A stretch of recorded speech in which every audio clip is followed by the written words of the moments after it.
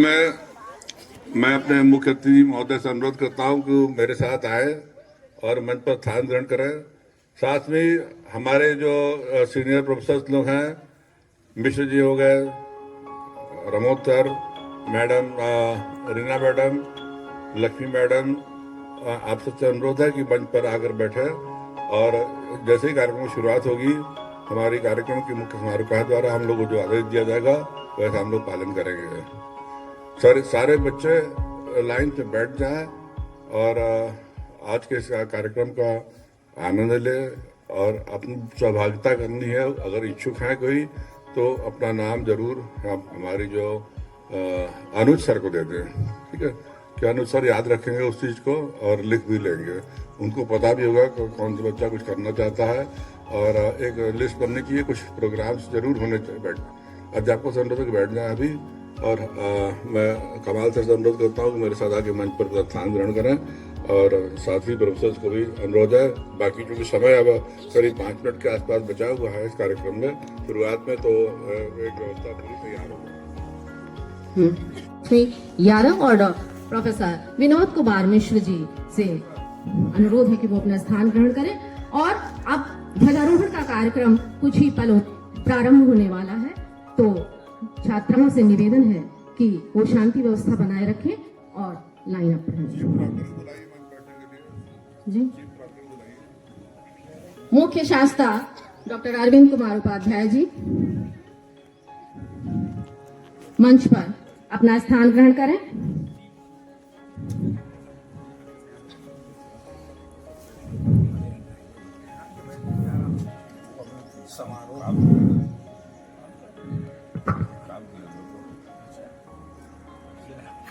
इधर है डॉक्टर, है कुर्सी है सर, बहुत दूर हमसे हो गया। दूर नहीं है सर, है उसके पहले अभी 5 मिनट बचा है, तो मैं मंचासीन समस्त से अनुरोध करना चाहूंगी कि वो नीचे ध्वजारोहण के पास चलकर अपना स्थान ग्रहण करें। सावधान, सावधान की मुद्रा में हम लोग अभी 1-2 मिनट इंतजार करेंगे।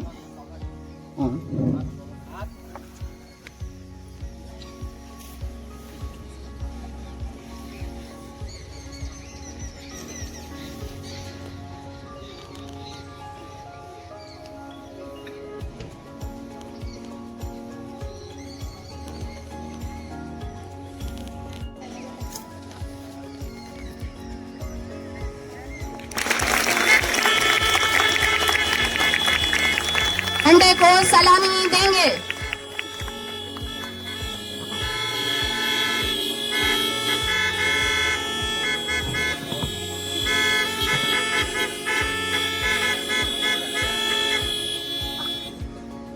झंडे को सलामी देंगे।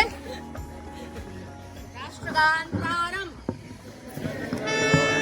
अधिनायक जय हे भारत भाग्य विधाता, पंजाब सिंध गुजरात मराठा द्राविड उत्कल बंग, विंध्य हिमाचल यमुना गंगा उच्छल जलधि तरंग, तब शुभ नामे जागे तब शुभ आशीष मांगे, गाहे तब जय गाथा जनगण मंगलदायक, जय हे भारत भाग्य विधाता, जय हे जय हे जय हे जय जय जय जय हे। भारत माता की जय, भारत माता की जय, भारत माता की जय। धन्यवाद। सभी से अनुरोध है हमारी मंच पर आसीन जो लोग थे, अब वो यहाँ कुर्सियां लगी हुई हैं, वहां अपना स्थान ग्रहण कर लें।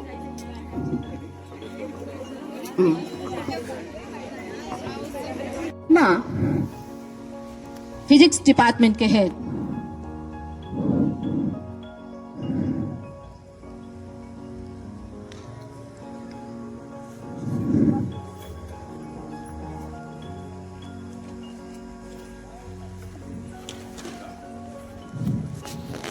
बैच और पहले बैच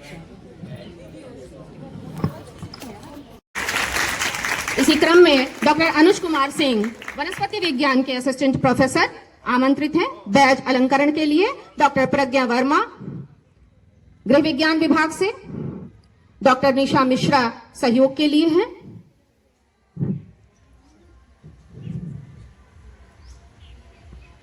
डॉक्टर श्वेता त्रिपाठी,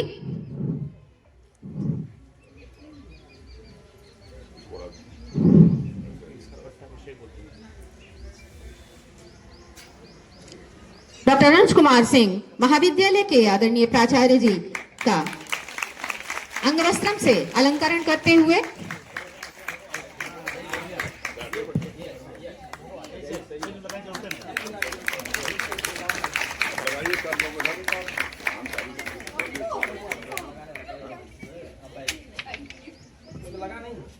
सबको मिस निर्वात बना दिया।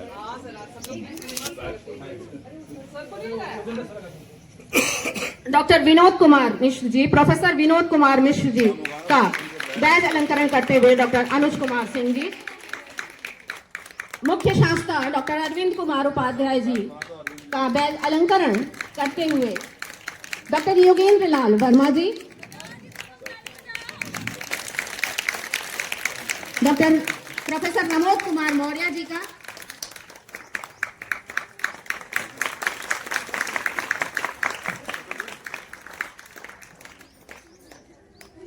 वीडियो बहुत बहुत धन्यवाद। बैज अलंकरण। ये प्रज्ञा बैच है, बैच बचा, बैच नहीं।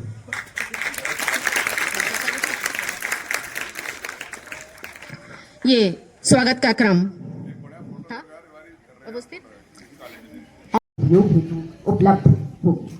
उच्च शिक्षा की गुणवत्ता सुनिश्चित करने के लिए राज्य स्तरीय गुणवत्ता आश्वासन प्रकोष्ठ का गठन किया गया है और यह प्रकोष्ठ पूर्ण रूप से क्रियाशील है।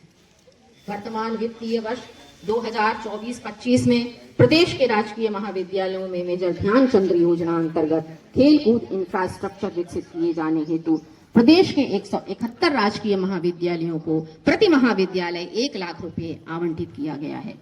उच्च शिक्षा वंजित ध्वनि मंगलम स्वागतम स्वागतम स्वागतम स्वागतम स्वागतम स्वागतम स्वागतम स्वागतम। कैसा पावन सुहावन समय आज है, कैसा पावन सुहावन समय आज है।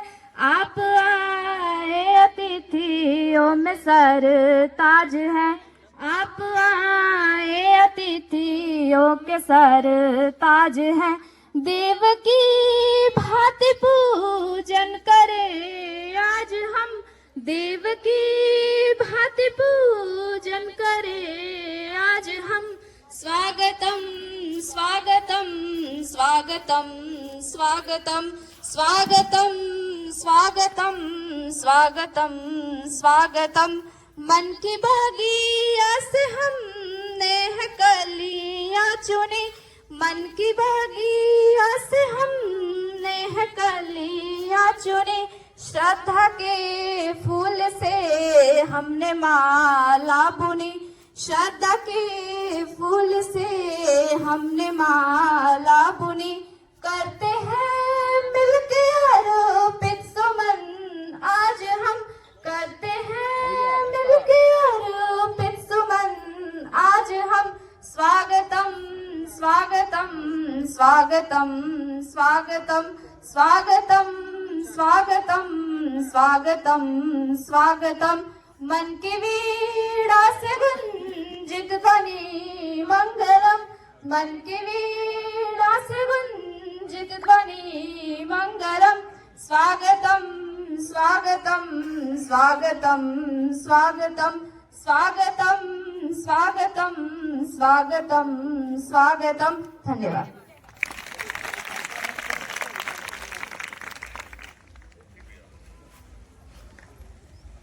मन की वीणा से निकली ध्वनि मंगलम।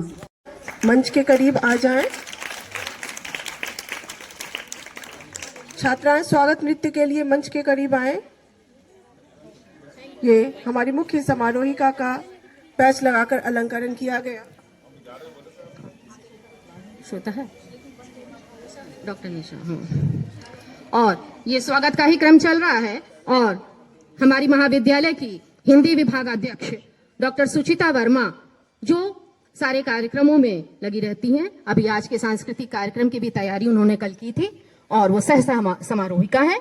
मेरे एब्सेंस में वो अपने कार्यक्रम वे देखती हैं, उसके मेरे साथ भी देखती हैं। बहुत ज्यादा सहयोग रहता है उनका। और मैं आमंत्रित करना चाहूंगी डॉक्टर निशा मिश्रा को कि बैज अलंकरण से उनका स्वागत करें। बैज यहाँ पे है और डॉक्टर सुचिता वर्मा हिंदी विभागाध्यक्ष को बैज अलंकरण करते हुए गृह विज्ञान विभाग से डॉक्टर निशा मिश्रा। शिवम जी फोटो लीजिए।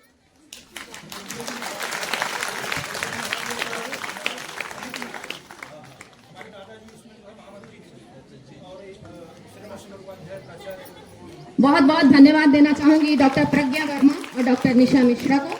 और अब इसी क्रम में आमंत्रित हैं प्रोफेसर रमेश कुमार मौर्य जी स्वागत उद्बोधन के लिए और आज के इस प्रासंगिक गणतंत्र दिवस के इस उद्बोधन के लिए।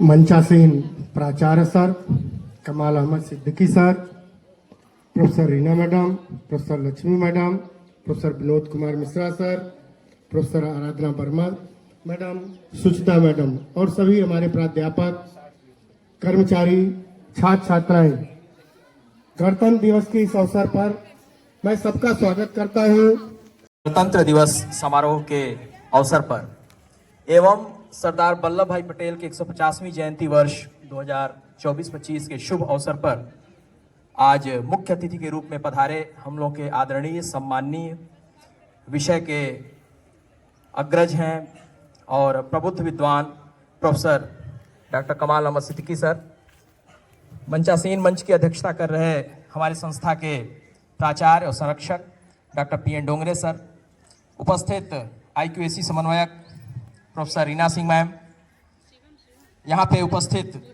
वरिष्ठ प्रोफेसर और इतिहास विभागाध्यक्ष प्रोफेसर विनोद कुमार मिश्र sir, समारोहिका professor Aradhana Verma ma'am, मंच पे उपस्थित प्रोफेसर रमोद कुमार मौर्य सर, समाजशास्त्र के प्रोफेसर।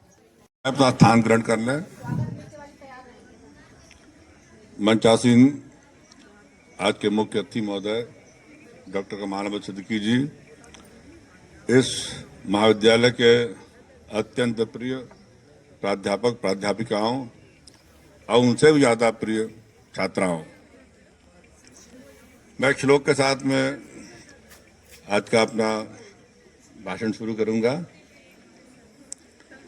ओम सहनावतु सहनो भुनक्तु सह वीर्यं करवावहै तेजस्विनावधीतमस्तु मा विद्विषावहै। ओम शांति शांति शांति।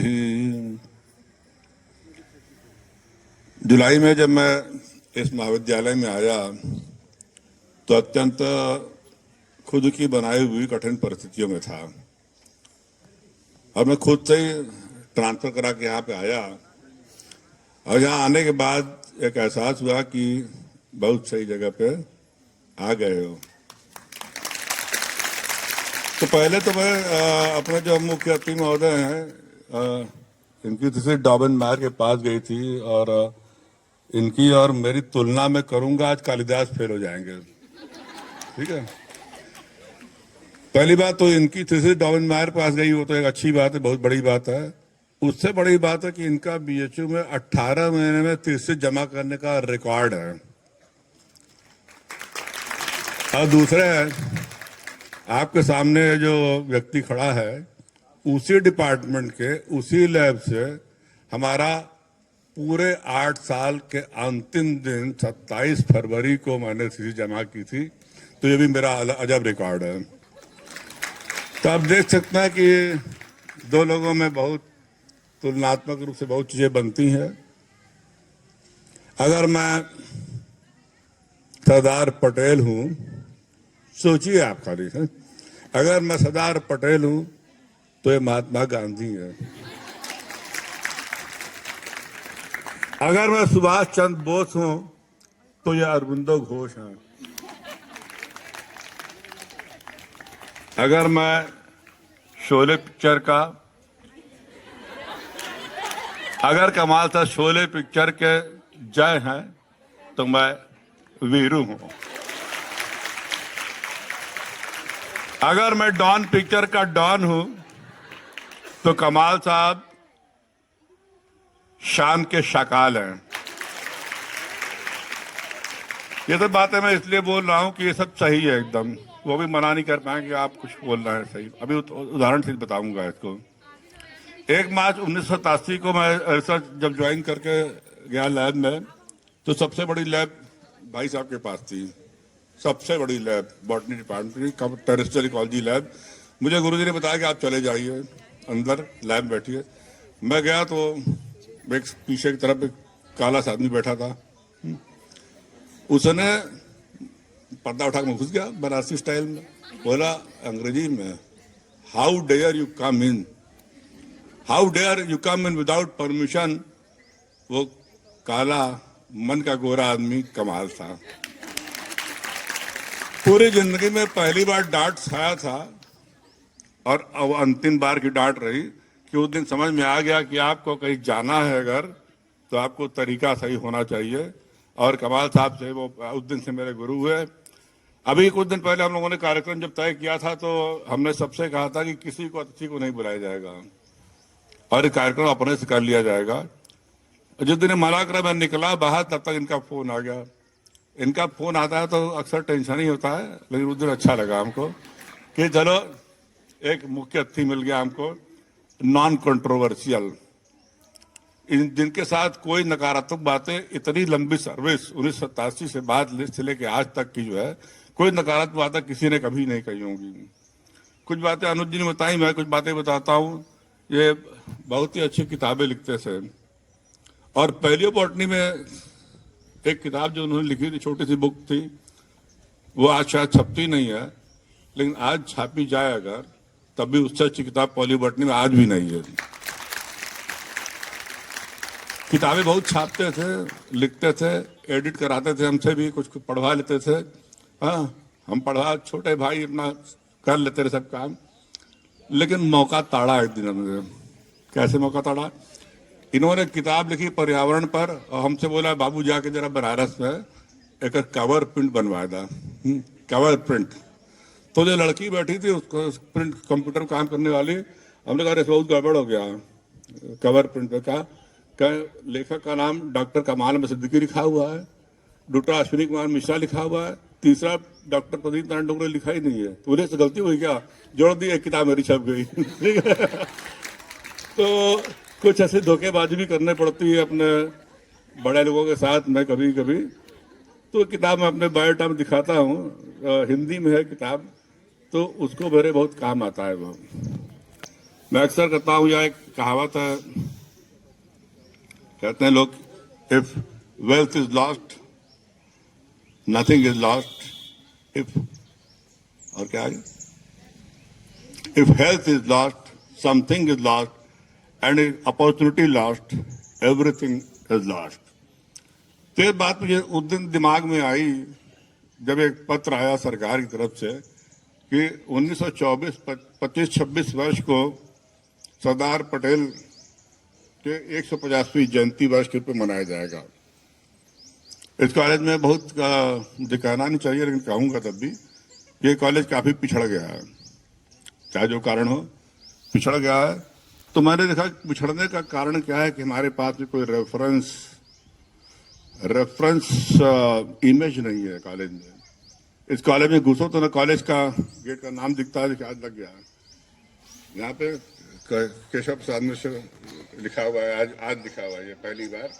और उसके बाद में कोई ऐसा व्यक्ति नहीं है जिससे बच्चे घुसे और नमन करते हुए आगे बढ़े।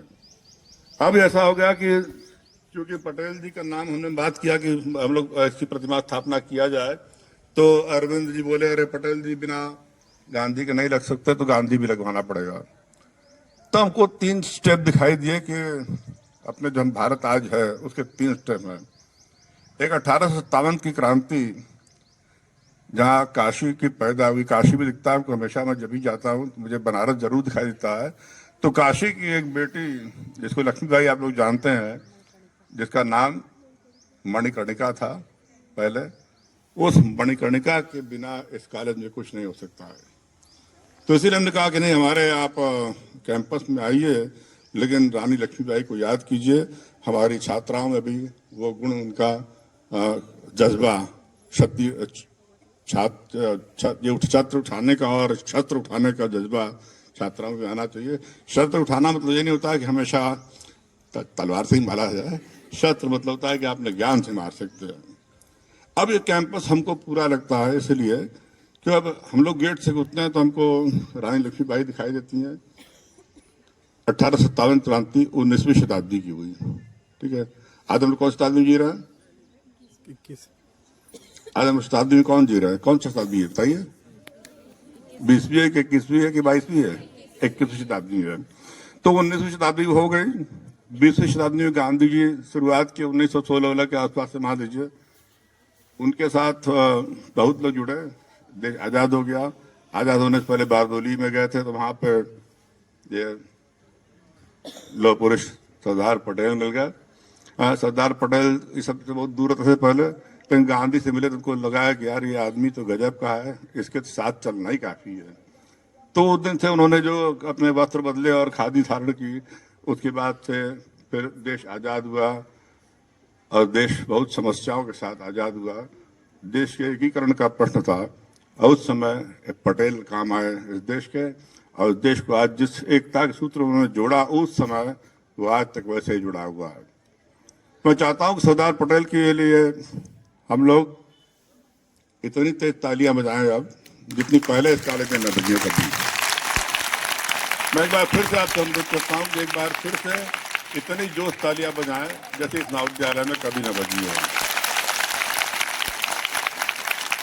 सरदार पटेल तो बहुत जरूरी है, और ये तो मोदी की मजबूरी है। टुकड़ा टुकड़ा लोहा लेकर के, टुकड़ा टुकड़ा लोहा गांव-गांव से लेके उन्होंने बहुत बड़ी पटेल की मूर्ति बनाई। डोंगरे भी पीछे रहने वाला नहीं है, अपने कॉलेज में छोटी सी मूर्ति बना दी। पटेल आज हमारे बीच में है, हमारे रानी की झांसी की रानी आज हमारे बीच में है, हमारे गांधी जी हमारे बीच में है। एक बहुत सुंदर सा, उनके प्रताप से एक बहुत सुंदर सा छोटा सा बाग भी हमारे पास में है, और उसमें कुछ मशीन भी लगी हुई है जिससे बच्चे कुछ जब मूड खराब हो तो थोड़ी देर इंटरटेनमेंट भी कर सकते हैं अपना, थोड़ी देर के लिए बैठ भी सकते हैं। अगले साल तक अगर सब कुछ चलता रहा, लोग ध्यान देते रहे, तो एक बहुत ही खूबसूरत घास जम जाएगी और बहुत ही अच्छा लगेगा। वो छोटा सा है, बहुत छोटा मिनिएचर इसको बोल सकते हैं पार्क है, लेकिन एक मॉडल पार्क के रूप में काम आएगा। अभी मैं अपने घमंड से नहीं कर रहा हूँ, लेकिन गर्व से कहता हूँ उस चीज़ को, किसी पार्क की लोग फोटो, तस्वीर और वीडियो बना के ले जाएंगे अन्य कॉलेज वाले और इसको बनाएंगे। एक पड़ोसी राजकीय महाविद्यालय है बहुत बड़ा सा ज्ञानपुर में, वहाँ भी हमने एक पार्क बनवाया था बहुत बड़ा सा, इससे बड़ा था काफी, वो बहुत खराब हालत में था। लेकिन जब से खबर मिली है, उसको मैं माहिष्मती राज्य बोलता हूँ, जब से वहाँ पे माहिष्मती में ये खबर मिली है कि औराई का बाहुबली एक छोटा सा पार्क बनवा रहा है, तो उन्होंने उसको भी हाथ लगा दिया है। और उस पार्क के भी अब अगले कुछ दिनों बाद आप देखेंगे कि करवट बदल जाएगी, बहुत खूबसूरत पार्क हो जाएगा। हर्बल गार्डन है वो। छात्राओं से ही बोला जाता है, कमाल साहब का बता दिया, आप लोग के बारे में कुछ बोला नहीं हमने। और उसमें कैसे योगदान आप लोग का हुआ छात्राओं का। पहले तो ये था कि मूर्ति दो लगवा दिया जाएगा, लक्ष्मीबाई पार्क हो गया। फिर एक दिन वो एक छात्रा वहां से आई, बोली सर हम लोग के पास कॉलेज में कोई ऐसी जगह नहीं है जहां हम लोग फोटो खींच के अपने रिश्तेदारों को, दोस्तों को दिखा सके किस कॉलेज में पढ़ते हैं। कौन थी लड़की? हाथ उठाई, हाथ था वो कुछ कई 2-3 छात्राएं बोली थी। 3 तो बायो ग्रुप की हैं जो हमेशा जींस पहन के घूमती हैं, और वो हमको आज तक कितनी रिपोर्टर लगती है। तो मैं तो डरता हूँ कि रिपोर्ट करने तो नहीं आई, कुछ कभी कभी आती हैं, साथ में आती हैं और लगता है कोई खुफिया आई हुई है, हाँ? तो अनुज जी की बहुत प्रिय छात्रा है वो, और मैडम की भी बहुत अच्छी छात्राएं, बहुत योग्य छात्राएं हैं। उन लोगों ने कहा कि सर ऐसी कोई ऐसी जगह नहीं है, तो उन्होंने बीच वाला वो एक पिलर बनवाया और उसमें कॉलेज का मोनोग्राम लगवा दिया है कि आप खड़े होकर अपना फोटो खिंचवाइए और शांत भेजिए कि आपको लिखने की जरूरत नहीं कि आप किस कॉलेज में पढ़ती हैं। बहुत जरूरी ये होता है, बहुत जरूरी ये होता है कि आप जिस स्थान से रहते हैं उस स्थान का आप स्मरण रखें और दूसरे उसका स्मरण रखें। महाविद्यालय घरों में जब भी कोई पूजा पाठ होती है, हाँ? कोई भी शादी ब्याह होता है, लेकिन नवग्रह शांति होती है, सारे ग्रहों को शांत करने का प्रयास किया जाता है। फिर एक वास्तु पूजा होती है कि उस वास्तु स्थान पर जो समस्याएं हो सकती हैं उसको रोकने का प्रयास होता है। तो हमारे लिए ये जो स्थापना है प्रतिमाओं की, ये एक तरह की वास्तु पूजा है, और मैं आशा नहीं पूर्ण विश्वास के साथ कह सकता हूं कि अगले कुछ वर्षों में ये महाविद्यालय काफी ऊंचाई पे बढ़ेगा। छात्राएं पानी के लिए कहती थी कि पानी नहीं है, अच्छा पानी नहीं है। लोगों ने कहा, हम लोगों ने प्रयास किया और एक नेशनल लेवल का, नेशनल स्टैंडर्ड का आरओ आपके पास में लगा हुआ है। 1000 लीटर प्रति घंटे का पानी आप उससे पा सकते हैं। आप जब भी आएंगे तो आपको उसमें पानी भरा हुआ मिलेगा और आप पी भी सकते हैं और घर भी ले जा सकते हैं पानी, आरओ वाटर। कैंटीन भी खुलवाने का कह रही है छात्रा, मैं भी देख रहा हूँ उसकी संभावनाओं को प्रयास कर रहा हूँ कि कैंटीन खुल जाता तो पानी का मतलब है खाना, नहीं तो पानी किस काम का। ये कुछ लड़कियां कह रही थी, तो मैंने कहा ठीक है, वो भी देखा जा सकता है। तो बहुत सी बातें हैं जो कि बोल सकता हूं मैं, और अगर मैं उसमें जाऊंगा तो थोड़ी मुझे भावुकता ज्यादा होती है। मुझे मंच पर रोने की आदत थी है। अनुज जी और कमाल जी तो नहीं, अनुज जी कमाल जी जानते हैं कि जब 1916 में मैं ज्ञानपुर से वनस्पति विज्ञान से जब हटाया गया, दूसरे कॉलेज में भेजा गया, तो उसके बाद में जब भी वहाँ के बॉटनी डिपार्टमेंट किसी कार्यक्रम में गया हूँ किसी कारणवश भी, तो हमको वहाँ पे मैं बोल नहीं पाता हूँ, मेरा भाषण बीच में हमको समाप्त करना पड़ता है, क्योंकि उस डिपार्टमेंट के साथ में इतनी यादें जुड़ी हुई हैं। उस डिपार्टमेंट इस समय रियली नेशनल लेवल का डिपार्टमेंट है विथ ऑल रिसर्च फैसिलिटीज, बहुत खूबसूरत अंदर डिपार्टमेंट है। और वहाँ के टीचर्स बहुत अच्छे थे, हम लोग के जो सीनियर्स थे बहुत अच्छे थे, जो उन्होंने हम लोग को बहुत कुछ सिखाया कि नहीं काम कीजिए काम कीजिए, हम लोग काम करते रहे। पिताजी को मैं जरूर याद करता हूँ 26 जनवरी 15 अगस्त को, कि उन्होंने कहा था कि किसी ऐसे कॉलेज में ट्रांसफर कराना जहाँ रिसर्च कर सको। तो मैं ज्ञानपुर में जब गया तो हमने 3 प्रोजेक्ट भी की, कई PhD भी कराए, और वही कल मैं दिखा रहा था इनको कि मेरे सिर्फ 20 पेपर पब्लिश्ड हैं, रिसर्च जो 20 पब्लिश्ड है सिर्फ मेरे, लेकिन तब भी मेरा API स्कोर 500 के ऊपर जाता है। इसलिए जाता है कि मैं ज्ञानपुर में वहाँ काम करता रहा, और वहाँ इतनी अपॉर्चुनिटी मिलती है कि सबका काम, आप बहुत काम कर सकते हैं, बहुत तरह की चीज़ें कर सकते हैं और आपको आगे बढ़ा सकते हैं। तो आपका बहुत ध्यान से आप लोग सुन रही है लड़कियां, बहुत हमको आश्चर्य लग रहा है और अच्छा भी लग रहा है कि मैं भी कल यही रात भर सोच रहा था कि कुछ ऐसा बोलूं कि जैसा पहले कभी न बोला हो किसी ने, और कुछ ऐसा बच्चे सुने जो किसी ने पहले न सुना हो इस कॉलेज में। ऐसा कुछ नहीं होता है। हर चीज आज अच्छी लगती है, कल उसको नहीं लगती है, कल उसको पुराना होना है। आज रोहित शर्मा को जाना है, तभी अभिषेक शर्मा को आना है क्रिकेट में, आप देख रहे होंगे। तो जब भी चीजें हटेंगी, समय बीतेगा तो व्यवस्थाएं परिवर्तित होंगी। अगले जुलाई में हम में से कई लोग इसमें दिखाई नहीं देंगे इस मंच बैठे हुए, क्यों? क्योंकि व्यवस्थाएं परिवर्तित होती रहेंगी। लेकिन हमारा काम था कि चलो जितना समय मिला है उसे कुछ ऐसा कर दो कि महाविद्यालय को एक रेफरेंस पॉइंट मिले। याद कीजिए कि आप किस महाविद्यालय में, गांधी के आदर्शों का महाविद्यालय है, पटेल के रौद्र रूप का महाविद्यालय है। बिना रौद्र रूप अपनाए कुछ नहीं होता। यहाँ बच्चे आते थे खेलने के, लोग बताते थे 23 साल से आ रहे थे, एक दिन रौद्र रूप अपनाए, दोबारा कभी दिखाई नहीं दिए सब। क्योंकि गलती उसने क्या कि मैंने गेट में उनको डांटा खाली कि यहाँ क्यों खड़े हो, चाय पीने खड़ा। बोले चाय क्या पियोगे तुम, चाय पीने जगह है।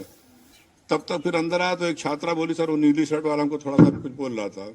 इतना मेरे लिए काफी था बताया था आप लोगों को पहले भी कि हमने कहा यहाँ दिखाई दे तो फोड़ा जाएगा और घर में घुस के फोड़ा जाएगा, क्योंकि हमारा छात्राएं पढ़ती हैं, उनके साथ कैंपस में आके बदतमीजी करोगे ये तो हमारे कॉलेज में नहीं हो पाएगा।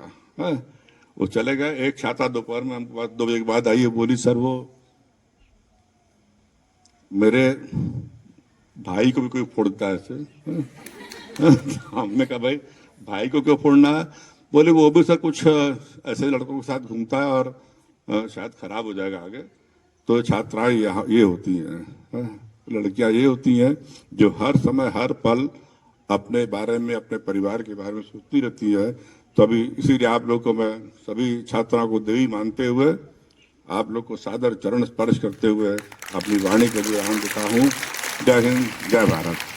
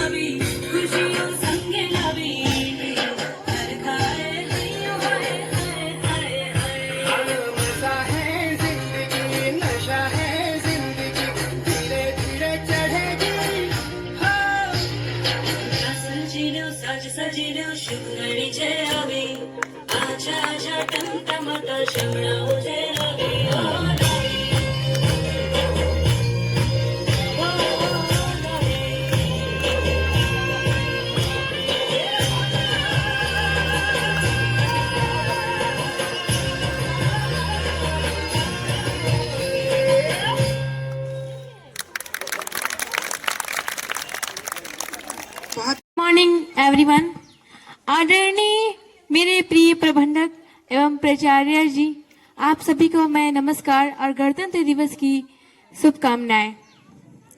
नदी नाले हंसी झरने और ऊंचा हिमालय है, यहाँ का गोसा एक अनोखी शान वाला है, यहाँ का गोसा एक अनोखी शान वाला है।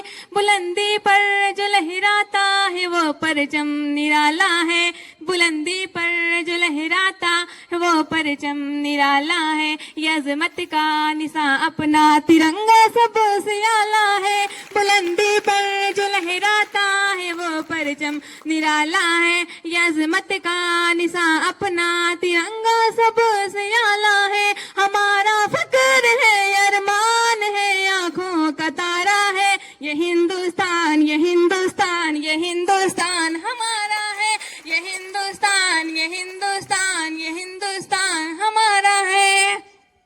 हमारे मुल्क में हिंदू मुसलमान साथ रहते हैं, हमारे मुल्क में हिंदू मुसलमान साथ रहते हैं। यहाँ ईसाई के कांधों पे सिख के हाथ रहते हैं, हमारे मुल्क में हिंदू मुसलमान साथ रहते हैं। यहाँ ईसाई के कांधों पे सिख के हाथ रहते हैं। हमारी सरहदों पे नौजवान दिन रात रहते हैं, हमारी सरहदों पे नौजवान दिन रात रहते हैं। वहाँ मुल्क की हिफाजत के लिए तैयार रहते हैं, वहाँ मुल्क की हिफाजत के लिए तैयार देते हैं। मिटा देते हैं खुद को भी, हिंद हमें जान से प्यारा है। हमारा है, हमारा है, हमारा है, ये हिंदुस्तान हमारा है। हमारा है, हमारा है, ये हिंदुस्तान हमारा है।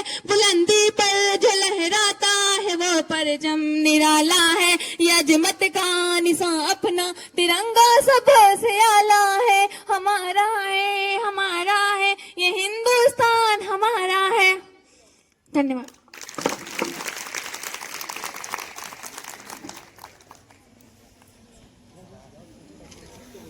आज शासन के आदेश के अनुसार सरदार वल्लभ भाई पटेल की जयंती के अवसर पर कुछ भाषण भी कराने थे।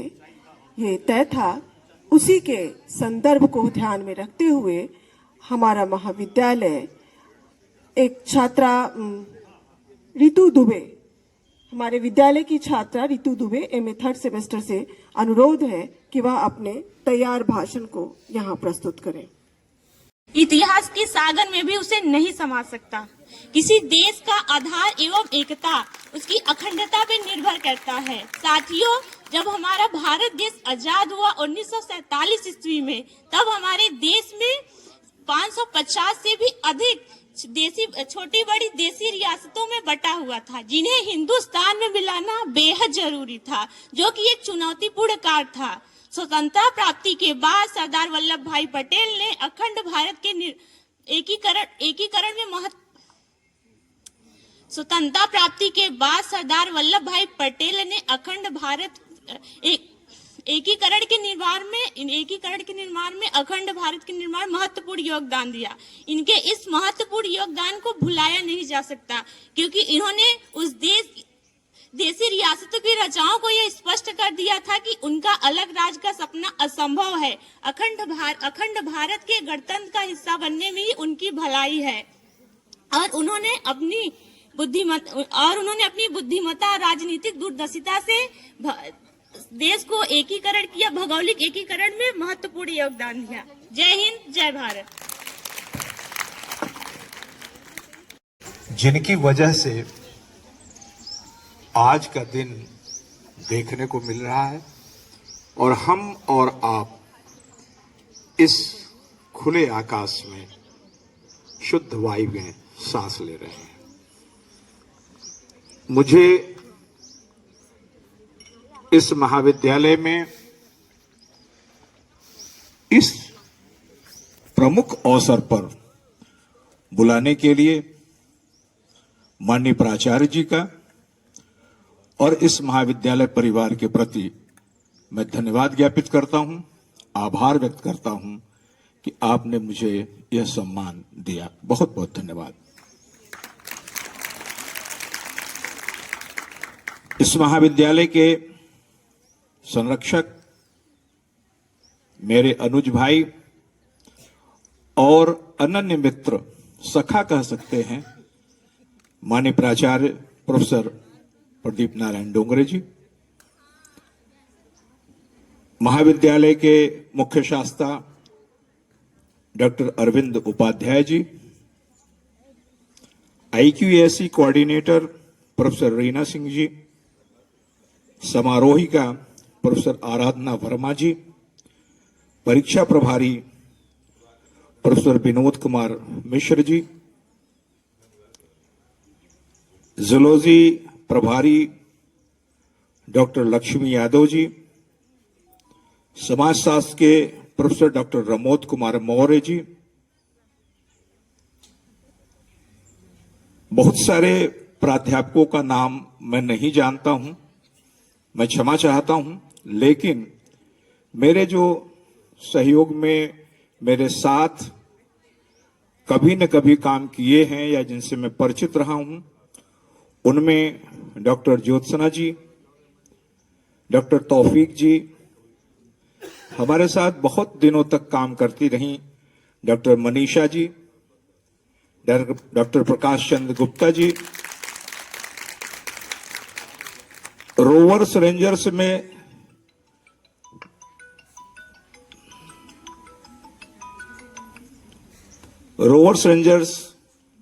का मैं लगभग 2003 से लेकर के 2019 तक प्रभारी रहा। लगभग 17 या 16 वर्ष तक मैं प्रभारी रहा। तो रोवर्स रेंजर्स से मेरा बड़ा ही लगाव रहा है। इस महाविद्यालय के डॉक्टर प्रज्ञा वर्मा जी से मेरा पुराना संपर्क था।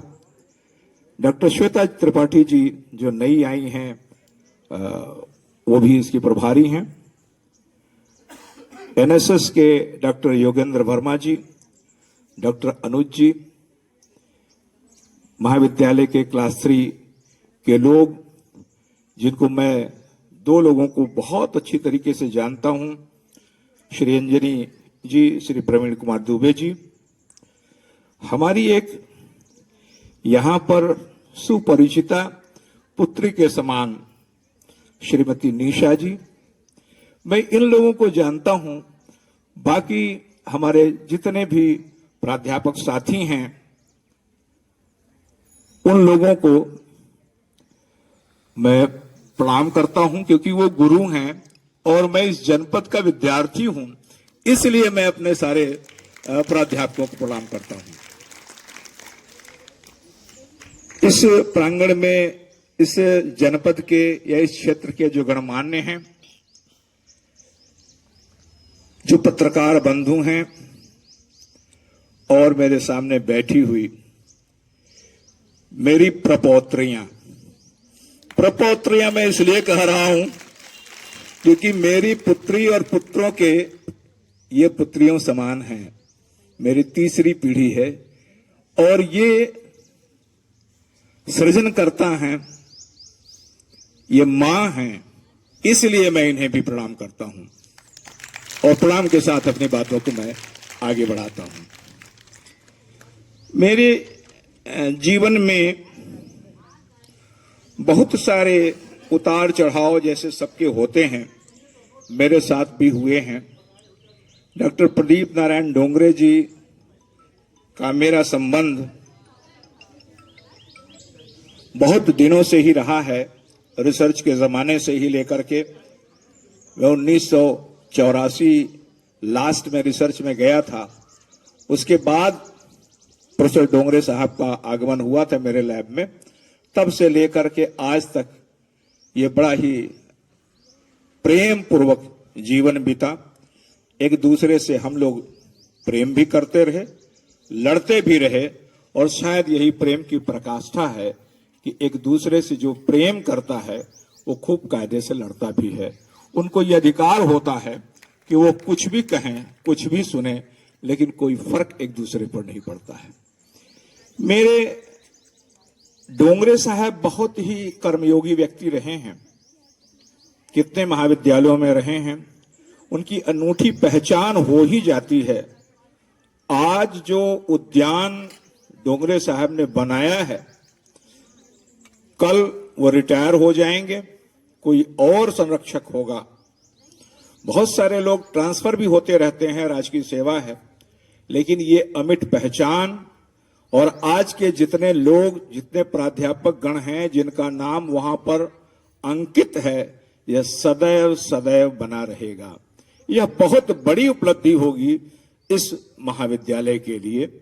इसके लिए मैं डोंगरे साहब को बहुत बहुत धन्यवाद देता हूं और इस पूरे महाविद्यालय परिवार को धन्यवाद देता हूं कि आप लोगों ने एक अमिट छाप छोड़ी है। पुत्रियों, 2-3 चीज यहां मैंने देखा है जो मुझे कहना बड़ा जरूरी होता है। पहला कि जो गणतंत्र दिवस है और इसके बाद आएगा स्वतंत्रता दिवस, या कह सकते हैं कि स्वतंत्रता दिवस पहले आ रहा है, आएगा, आता है, बाद में गणतंत्र दिवस आता है, क्योंकि ये जनवरी में हो जाता है, वो अगस्त में आता है। शुरुआत उधर से करें तो अगस्त पहले होता है, तो ये जनवरी में होता है। दोनों में झंडारोहण आप देखते हैं, समझते हैं। इन दोनों का थोड़ा सा अंतर आपको जान लेना चाहिए, चूंकि आप विद्यार्थी हैं। स्वतंत्रता दिवस में झंडे का आरोहण होता है, हम स्वतंत्र होते हैं, राष्ट्र हमारा स्वतंत्र हुआ गुलामी से, अंग्रेजों से। इसलिए ये सामान्य जानकारी है, क्योंकि मैं अध्यापक हूं और इस चीज को आपको बताना बेहद जरूरी होता है कि झंडा नीचे से ऊपर जाता है और बताता है कि हम अब स्वतंत्र हुए। यह हमारी आंतरिक राष्ट्रीय स्वतंत्रता होती है। उसमें कोई भी बाहरी आमंत्रण, यानी देश के बाहर का आमंत्रण राष्ट्रीय स्तर पर नहीं होता है। स्वतंत्रता दिवस पर यह हम किसी राष्ट्राध्यक्ष को अपने देश में बुलाएं, आमंत्रित करें, ऐसा नहीं होता है। उसमें राष्ट्र का प्रधानमंत्री लाल किले से झंडारोहण करता है और उद्बोधन देता है। और जो 26 जनवरी है, जो गणतंत्र दिवस के रूप में मनाया जाता है, उस दिन संविधान को मान्यता दी गई, अंगीकार किया गया और देश को गणराज्य घोषित किया गया।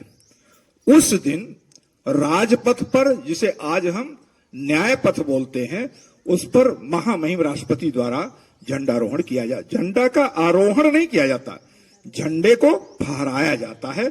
इस दिन हम किसी बाहरी राष्ट्र के राष्ट्राध्यक्ष को आमंत्रित करते हैं और जो हमारी देश की सांस्कृतिक है, विरासत है और देश की जो शक्ति है, उसका हम प्रदर्शन करते हैं। अब हमारी सांस्कृतिक विरासत हर देश की अपनी है, चाहे लोक नृत्य हुआ या वहां की कुछ विशेषताएं हुई हर प्रदेश की, वह राजपथ पर दिखाई जाती है झांकियां। और जो हमारी सैन्य शक्ति है कि जो ऑडियंस है, जो छात्र बैठे हैं, उनके बाएं होना चाहिए। यह बाएं है आपके, और कोई भी व्यक्ति यदि है तो जो खड़ा है उसके दाहिने होना चाहिए हमारा राष्ट्रीय तिरंगा। यदि कई रंग के, कई तरह के फ्लैग्स हैं, उन फ्लैग्स में, उन झंडों में तिरंगा सबसे ऊपर होना चाहिए, सबसे ऊंचा होना चाहिए। यह कुछ हमारे ध्वज के शिष्टाचार हैं जिसे हम छात्रों को जरूर जानना चाहिए। हम बातें और करना चाहते हैं थोड़ी थोड़ी, क्योंकि यह समय ऐसा होता है जो कुछ कहने का है और उससे ज्यादा आने वाली पीढ़ियों को सुनने का होता है। अब ये इसलिए होता है कि हमने कल सुना है, इसलिए हम आज इस पार हैं, यानी इस मंच के इस तरफ हैं। आज आप सुन रहे हैं, कल हम नहीं होंगे तो आप मंच के इस पार बैठे होंगे, सुनने वाला अगली पीढ़ी होगी। यह क्रम है, सृष्टि का क्रम है। इस क्रम के लिए हमको सीखना पड़ता है, करना पड़ता है। उन सीखने में हमको कुछ बातों पर ध्यान देना होगा, समझना ही होगा। हम क्या सीखें? आज सरदार पटेल जी का, महात्मा गांधी जी का मूर्ति का अनावरण हुआ। मूर्ति क्यों अनावरित की जाए? क्या सोच है? यह महात्मा गांधी या सरदार वल्लभ भाई पटेल व्यक्ति नहीं है, यह व्यक्तित्व है। यह इंसानी जिस्म नहीं है, यह विचारधारा है। इन विचारधाराओं को समाज में प्रतिबिंबित करने के लिए, समाज को याद दिलाने के लिए मूर्ति का अनावरण होता है और मूर्तियां स्थापित होती हैं। महात्मा गांधी को जब हम देखेंगे तो हम जरूर एक बार सोचेंगे, यही बुढ़ा है जो सत्य और अहिंसा से इस पूरे राष्ट्र को इस रूप में लाया और आजादी दिलाया। जब हम सरदार वल्लभ भाई पटेल को देखेंगे तो हम कहेंगे राष्ट्र को गणराज्य बनाने वाला, लोकतंत्र बनाने वाला यही वह व्यक्तित्व रहा होगा। हमको याद आएगी उसकी छवि, उस महान आत्मा की छवि हमें याद आ जाएगी कि एकता में ही, अखंडता में ही राष्ट्र का निर्माण हो सकता है, राष्ट्र का विकास हो सकता है। 560-62 रियासतों को कुछ दिनों में, कुछ महीनों में मिला लेना एक बहुत बड़ी शक्ति रही होगी, बहुत बड़ी सोच रही होगी।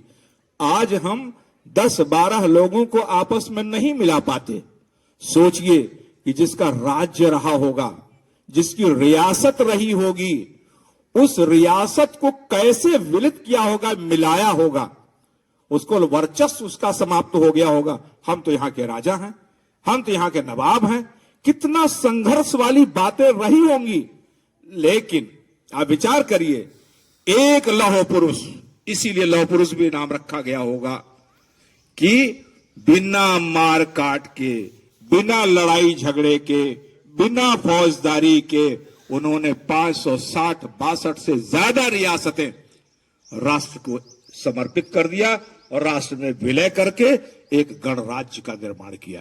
तो ये जो शक्तियां हैं, जो महान विभूतियां हैं, हमें याद दिलाती हैं कि हमें भी अनुशासन में रह करके, संघर्षों के लिए कूटनीति रच करके, संघर्ष किए बगैर राजनीति के द्वारा हम किस तरीके से लोगों को मिला करके अखंड भारत का निर्माण कर रहे हैं, कर सकते हैं, वह हमको एक लेसन दे रहा है। तो रानी लक्ष्मीबाई का जो पार्क बना, उद्यान बना है, मैं तो वनस्पति शास्त्र का व्यक्ति हूं, खास करके पर्यावरण का आदमी हूं, तो इस उद्यान में रानी लक्ष्मीबाई शब्द यदि जुटा है, जो जीवत्ता की पहचान है, संघर्ष की पहचान है, अकेले लड़ने वाली क्षमता की पहचान है, तो उससे हमारी पुत्रियां, प्रपौत्रियां और कल की रानी लक्ष्मीबाई, कल की तमाम ऐसी महिलाएं जो आगे बढ़ी हुई हैं और बढ़ रही हैं, उनके साथ आगे आने वाली हमारी जो छात्राएं हैं, ये याद रखेंगी और अपना हौसला बुलंद रखेंगी। कहा जाता है इस वक्त अधिकांश लड़कियां, डॉक्टर मनीषा जी से मैं इसमें करेक्शन भी चाहूंगा कि ये किशोरावस्था में चल रही होंगी, या क्योंकि वो होम साइंस की है, अच्छा समझती हैं, वो बाल्यावस्था होता है, किशोरावस्था होता है, मिडिल अवस्था होता है, मेरे जैसे वृद्धावस्था होता है। तो ये आप किशोरावस्था में हैं, और किशोरावस्था के कुछ लक्षण मनीषा जी समझ रही होंगी और करेक्ट भी आप कर सकती हैं। आपकी बुद्धि कुशाग्र हो जाती है, आपके हार्मोनल चेंज होते रहते हैं, और ये हार्मोनल चेंज करने से आपकी भावनाएं भी बदलती हैं। आपको कभी उत्तेजना आती है, कभी आपका डर लगता है, कभी आपको गुस्सा आता है। ये सारी चीजें इस आयु वर्ग में आती हैं, भावनाएं बदलती रहती हैं।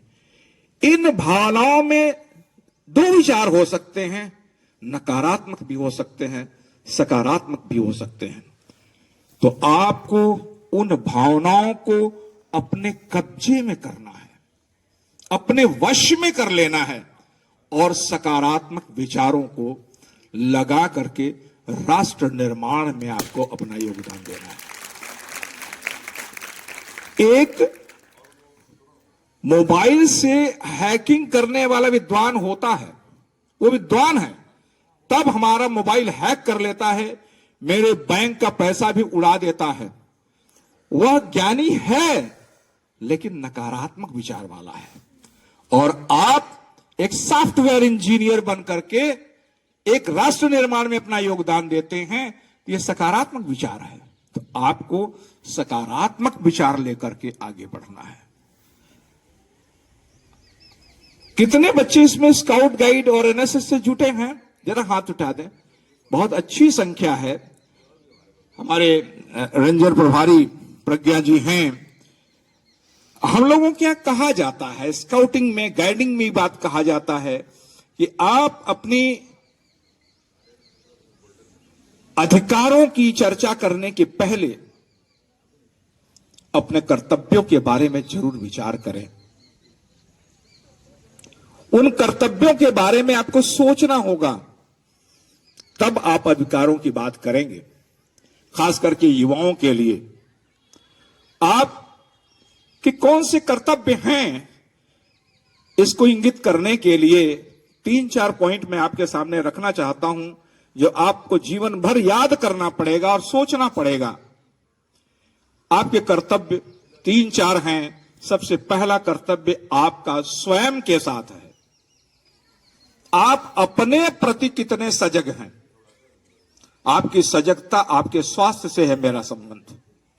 मैंने देखा है कि 2 छात्राएं यहां पर स्टेज पर आई थी, उनकी शारीरिक संरचना को देख करके मुझे लग रहा था कि वो थोड़ा सा भोजन करती हैं। कितनी लड़कियां ऐसी हैं जो थाली में जो खाना मिलता है तो क्या 100% भोजन वो कर लेती हैं? नहीं नहीं मम्मी, ये मैं नहीं खाऊंगी, मुझे दूध नहीं अच्छा लगता, मुझे हरी सब्जी नहीं चाहिए। ये आपके स्वयं के प्रति आपका कर्तव्य है। आप स्वस्थ बने, डट कर भोजन करें। जब भोजन नहीं करेंगे तो आप स्वस्थ नहीं रहेंगे। आप स्वस्थ नहीं रहेंगे तो मन आपका स्वस्थ नहीं होगा, आपका बुद्धि काम नहीं करेगा। आप कैसे राष्ट्र निर्माण में अपना योगदान दे पाएंगे? तो पहला चीज है, आपको हर हालत में स्वस्थ रहना है, और स्वस्थ रहने के लिए मोटा पतला हर अनाज को खाना होगा।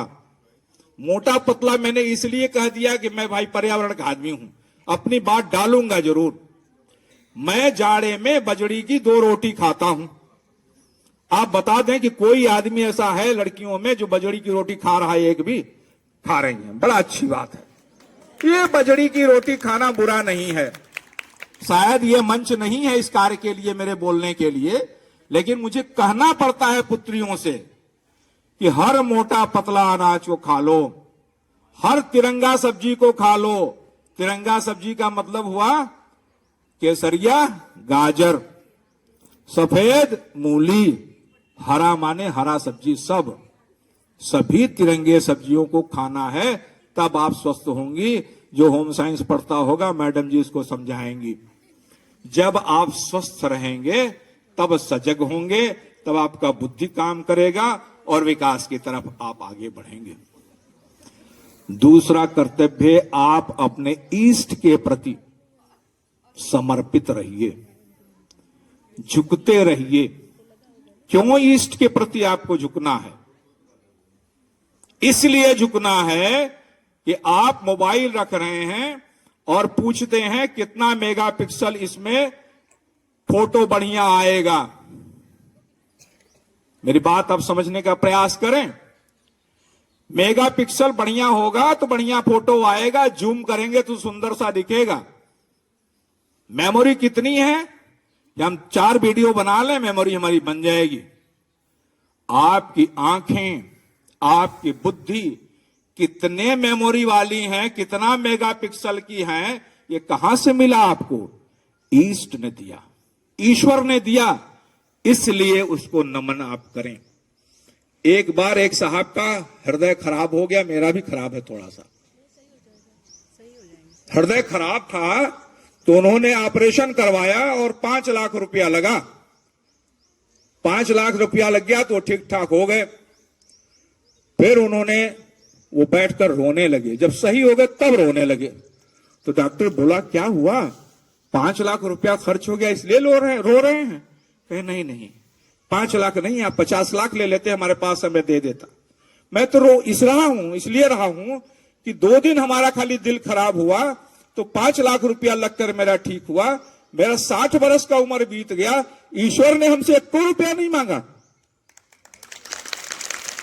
तो वो ईश्वर जिसने हमको सदैव चलने के लिए हृदय दिया था, जो आज तक जन्म से लेकर मृत्यु तक धड़कता ही रहता है, उसके लिए आप क्या कर रहे हैं? इसलिए ईष्ट को आप वंदन करिए, उसको नमन करिए।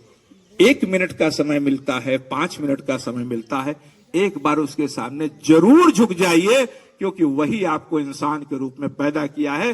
शरीर का हर अंग आप चाहेंगे तुलना करते रहेंगे, वो आपको कहीं नहीं मिलने वाला है, वही दिया है। तीसरी बात आपको कहना मेरा है, कर्तव्य है कि आप जिस कार्य के लिए यहां पर हैं, किस कार्य के लिए आए हैं? ज्ञानार्जन करने के लिए। एक खास आयु तक ज्ञानार्जन करेंगे, नैतिक व्यवहार आप करेंगे, तभी जाकर के आप आगे का जीवन कायदे से बिता पाएंगे। ये आपके निजी कर्तव्य हैं। दूसरों के प्रति कर्तव्य, पड़ोसी के प्रति कर्तव्य, समाज के प्रति कर्तव्य, पर्यावरण के प्रति कर्तव्य, ये जब सारे कर्तव्य एक साथ आप मिला देंगे तब आपका होगा राष्ट्रीय कर्तव्य। तो राष्ट्रीय कर्तव्य के लिए आप क्या कर सकते हैं? आपका ज्ञानार्जन करें, आप तकनीकी रूप में आगे बढ़ें, वैज्ञानिक रूप में आगे बढ़ें, सामाजिक दर्शन के रूप में आगे बढ़ें और समाज के निर्माण में आप योगदान दें। बातें हमारी काफी आगे जाएंगी। मैं शार्ट करना चाहता हूं आपको कि आपके जीवन के लक्ष्य पूरे होते रहें, नेटवर्किंग बनाए रखें। नेटवर्किंग का मतलब यह नहीं है कि आपके मोबाइल का नेटवर्क, नेटवर्किंग का संबंध आपके गुरुओं से है, आपके माता पिता से है, आपके सम्मानित बुजुर्गों से है। यह नेटवर्किंग आपको जीवन में काम देगा।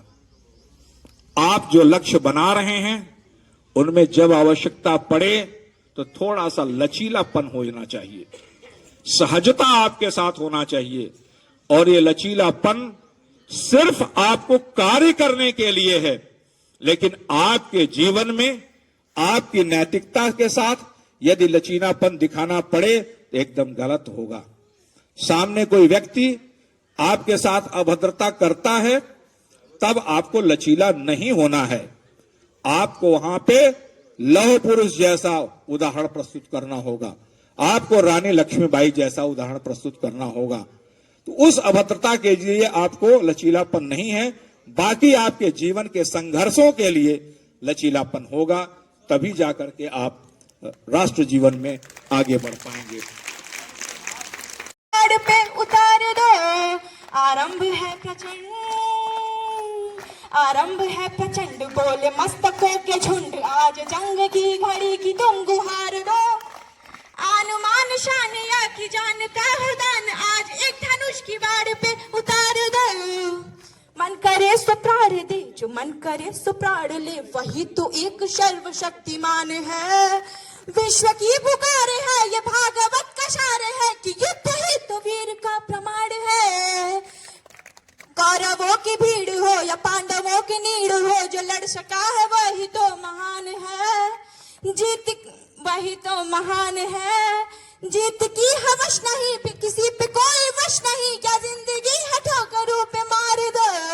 आरंभ है प्रचंड, आरंभ है प्रचंड, जीत की हवस नहीं, किसी पे कोई वश नहीं, क्या जिंदगी है ठोकरों पे मार दो। मौत अंत है नहीं तो मौत से भी क्यों डरे, ये जाके आसमान में दहाड़ दो। आरंभ है प्रचंड, आरंभ है प्रचंड, जिसका भी मेरे प्यारे वतन है, मेरे बिछड़े चमन, तुझ पे दिल कुर्बान। फिर से स्टैंजा सुना रहा हूँ आपको। छोड़ कर तेरी जमीन को दूर आ पहुँचे हैं हम, फिर भी है यही तमन्ना तेरे जर्रों की कसम, हम जहाँ टंग टंग टंग टंग, हम जहाँ पैदा हुए उस जगह पे ही निकले दम, तुझ पे दिल कुर्बान है। मेरे प्यारे वतन है, मेरे बिछड़े चमन, तुझ पे दिल कुर्बान है। मेरे प्यारे वतन है, मेरे बिछड़े चमन, तुझ पे दिल कुर्बान। देशभक्ति का ये बात बनाए रखिए। तुझ पे दिल कुर्बान, तुझ पे दिल कुर्बान।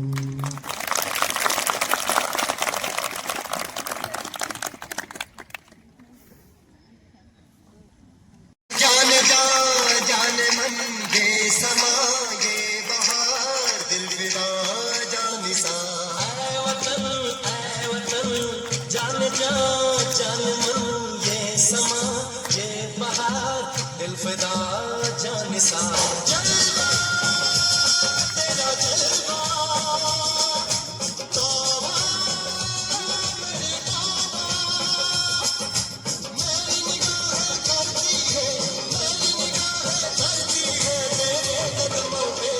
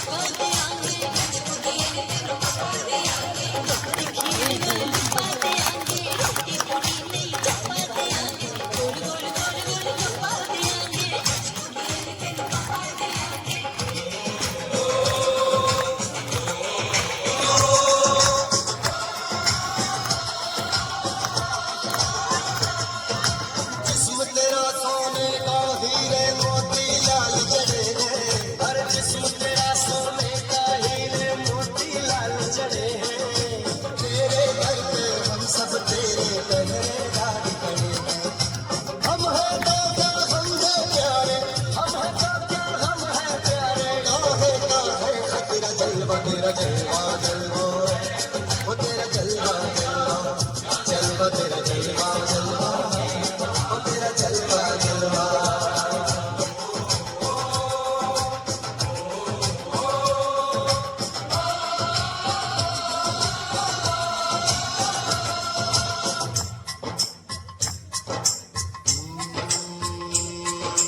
मैं हूँ फौजी तू मनमौजी, मैं हूँ फौजी तू मनमौजी। खूब मिले दीवाने दो जी, खूब मिले दीवाने। इस मिट्टी के साथ जुड़े हैं फर्ज मोहब्बत रोटी रोजी, फर्ज मोहब्बत रोटी रोजी। दिल के अंदर इश्क का जज्बा, दिल के अंदर इश्क का जज्बा। क्या जलवा क्या भरदा जलवा, तेरा जलवा जलवा, ओ तेरा जलवा जलवा जलवा, तेरा जलवा जलवा, ओ तेरा जलवा जलवा।